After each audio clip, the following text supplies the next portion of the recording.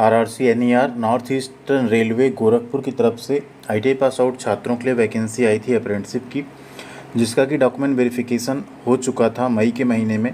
Finally यहाँ पे provisional list आ चुकी है। आफ्टर डीवी जो आपका सिलेक्शन लिस्ट होता है वो आ चुका है, एंड साथ में आपका यहाँ पे कट ऑफ भी जारी किया गया है, कितने परसेंटेज पे छात्रों को यहाँ पे अप्रेंटिसशिप ज्वाइन करने के लिए चूज़ किया गया है।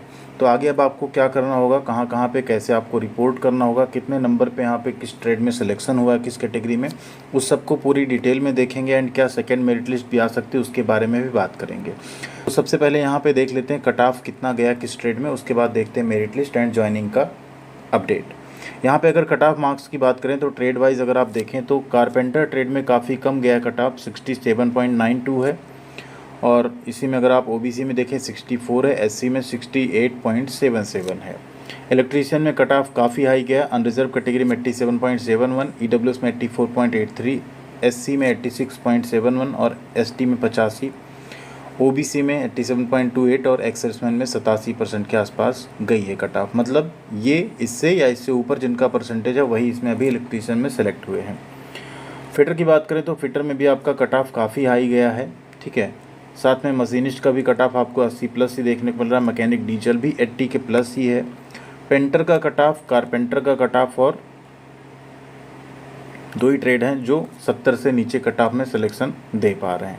टर्नर में भी आप देखिए 87, 84, वेल्डर में 81 है, ईडब्ल्यूएस में थोड़ा कम हुआ है, 71% है। बाकी लगभग आपको कट ऑफ अच्छा ही देखने को मिल रहा है इसमें।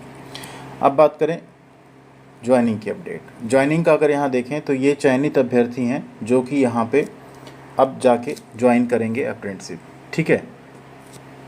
अगर आप नियत तिथि पर रिपोर्ट नहीं करते हैं तो ये माना जाएगा कि आप अप्रेंटिसशिप करने के लिए इच्छुक नहीं और उनका नाम सूची से हटा दिया जाएगा। तो जब पूरे छात्र सूची से यहाँ अगर मान लीजिए जो हटता है ज्वाइन नहीं करता है तो फिर सेकेंड लिस्ट भी इसकी जारी हो सकती है, ज्वाइनिंग डेट जो दी गई उसको ख़त्म होने के बाद।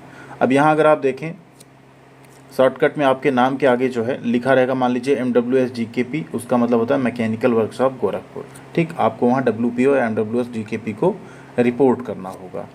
SWS है तो सिग्नल वर्कशॉप है, BWS है तो ब्रिज वर्कशॉप है गोरखपुर, ठीक है। IZN है तो इज्जत नगर है, GD है तो गोंडा है और BSB है तो वाराणसी है। इसके हिसाब से आपको वहाँ रिपोर्ट करना होगा।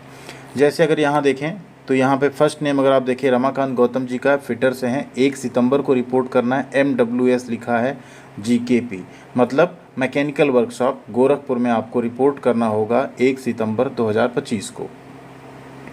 इस तरह वेल्डर में देखिए BWS GKC है तो BWS यहाँ पे क्या हो गया आपका ब्रिज वर्कशॉप, इनको ब्रिज वर्कशॉप में रिपोर्ट करना है। इसी तरीके से आपको आपके आगे आपका नाम, ट्रेड एंड साथ में किस जगह आपको सेलेक्ट किया गया वो यहाँ पे दे दिया गया। टोटल 18 पेज की यहाँ पे लिस्ट जारी की गई है।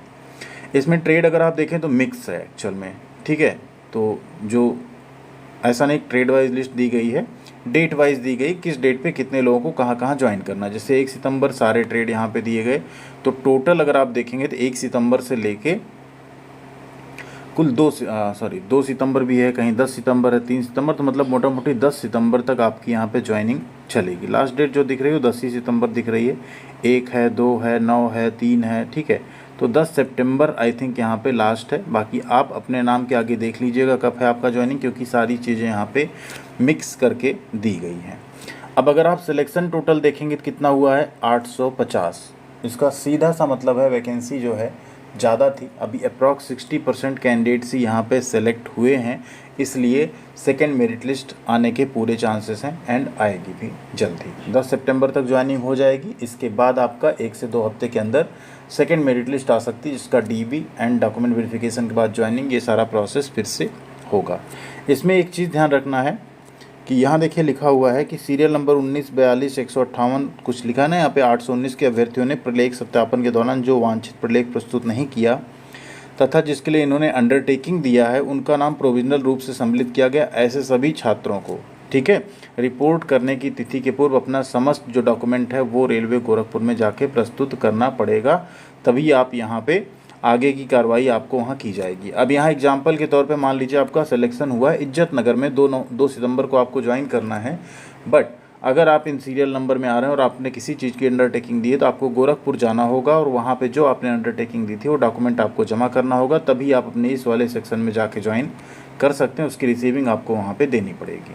तो ये ध्यान रखिएगा कि जिनका गोरखपुर के अलावा कहीं सिलेक्शन हुआ, आप अपनी ज्वाइनिंग डेट से पहले इस सीरियल नंबर जो नीचे दिया गया इसमें अगर आपका नाम है तो आपको जाके वहाँ पे एफिडेविट अपना जो भी आपने दिया था उसका रिलेटेड जो डॉक्यूमेंट है वो वहाँ पे सबमिट कर देना है। अब आप लोग कमेंट करके बताइएगा आपका इसमें सिलेक्शन हुआ है या नहीं। आप इस मेरिट लिस्ट को हम शेयर कर देंगे टेलीग्राम पे, नहीं जुड़े हैं तो जुड़ जाइएगा, वहाँ से आप इसको डाउनलोड करके अपना नाम भी इसमें चेकआउट कर सकते हैं। थैंक यू वेरी मच, ख्याल रखिएगा अपना। मिलते हैं अगली अपडेट के साथ अगले वीडियो में। ऑफिशियल वेबसाइट का लिंक हमने वीडियो के डिस्क्रिप्शन में दे दिया है, वहाँ से आप लोग जाके डायरेक्ट भी इस पेज पे आ सकते हैं और इसको डाउनलोड कर सकते हैं। Thank you.